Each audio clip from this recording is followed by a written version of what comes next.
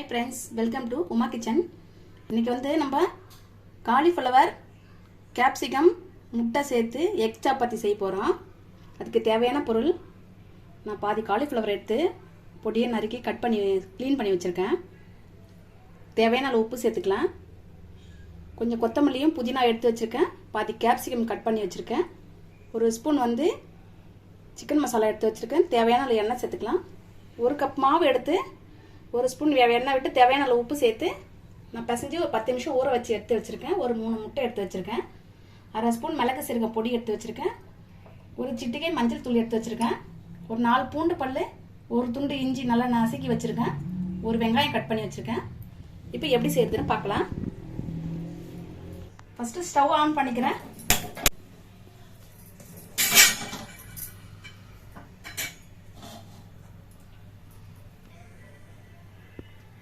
கடாய் சூடு ஏறிடுச்சு. இப்போ எண்ணெய் சேர்த்துக்கிறேன் கொஞ்சமா.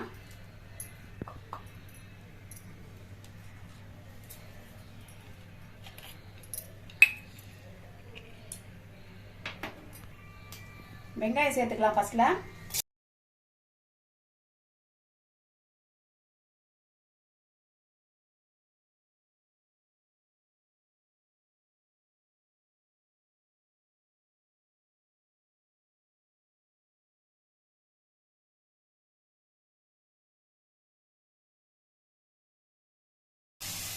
இஞ்சி பூண்டு பேஸ்ட் சேர்த்துக்கிறேன்.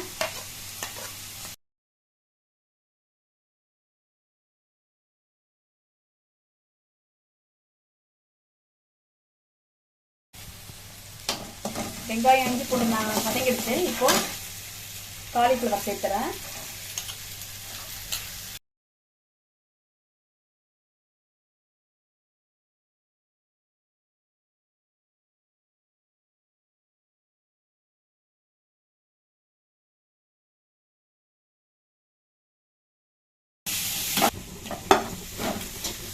கேப்சிகம் சேர்த்துட்டேன். மிளகு சீரகம் பொடி சேர்த்துறேன். இப்போ மஞ்சள் தூள் சேர்த்துறேன். இப்போ சிக்கன் மசாலா தேவையான அளவு உப்பு சேர்த்துக்கலாம்.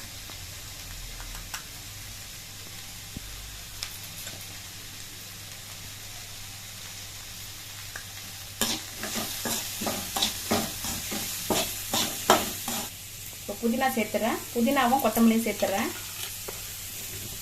இப்போ சேர்த்துட்டு இப்போ நம்ம முட்டை சேர்த்துக்கலாம். சிம்மில் வச்சுட்டு தேவைப்பட்டால் நம்ம 4 கூட சேர்த்துக்கலாம். அதிகமாக முட்டை தேவைப்பட்டா நான் வந்து 3 சேர்த்துருக்கேன்.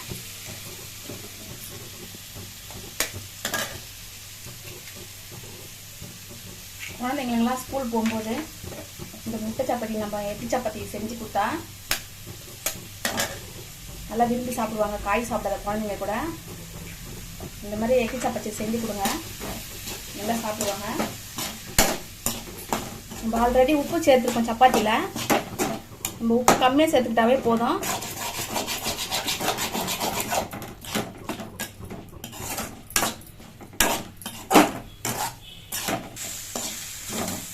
இப்போ காலிஃப்ளவர் வந்து முட்டை ரெடி ஆயிடுச்சு. இப்போ எடுத்துக்கலாம். இப்போ எடுத்துட்டு சப்பாத்தி தரட்டி எப்படி செய்யுதுன்னு பார்க்கலாம். ஸ்டவ் ஆஃப் பண்ணிக்கிறேன். இப்போ சப்பாத்திலாம் உருண்டை பண்ணியாச்சு. இப்போ எப்படி திறக்குதுன்னு பார்க்கலாம்.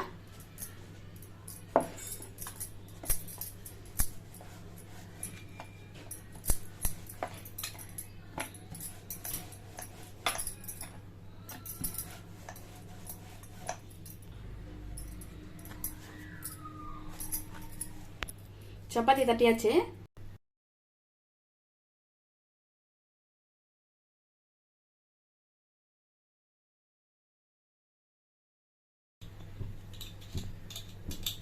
இதில் பண்ணிட்டு இதுக்கு மேலே ஒரு சப்பாத்தி போட்டு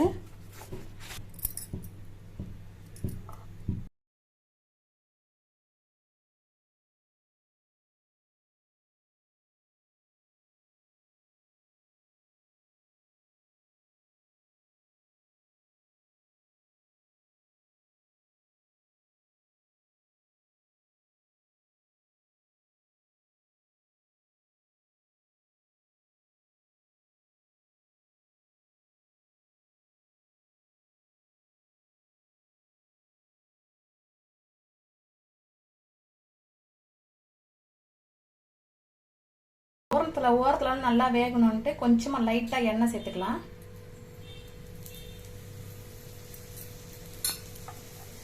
நம்ம நார்மல் சப்பாத்தினா நம்ம எண்ணெய் தேவையில்லை.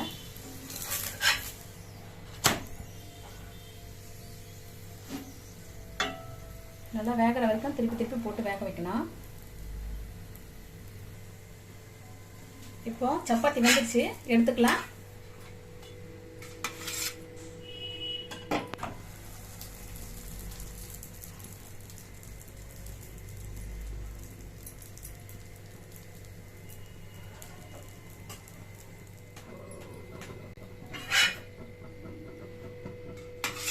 சப்பாத்தி ரெடி ஆயிடுச்சு.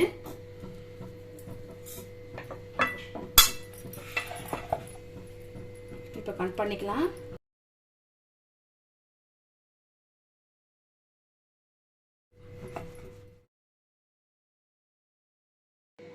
Capsicum cauliflower egg chapati ready ஆயிடுச்சு பாருங்க. கண்டிப்பாக ட்ரை பண்ணுங்க. இது கண்டிப்பாக சூப்பராகவே இருக்கும். மறக்காம சப்ஸ்கிரைப் பண்ணுங்க, ஷேர் பண்ணுங்க, லைக் பண்ணுங்க.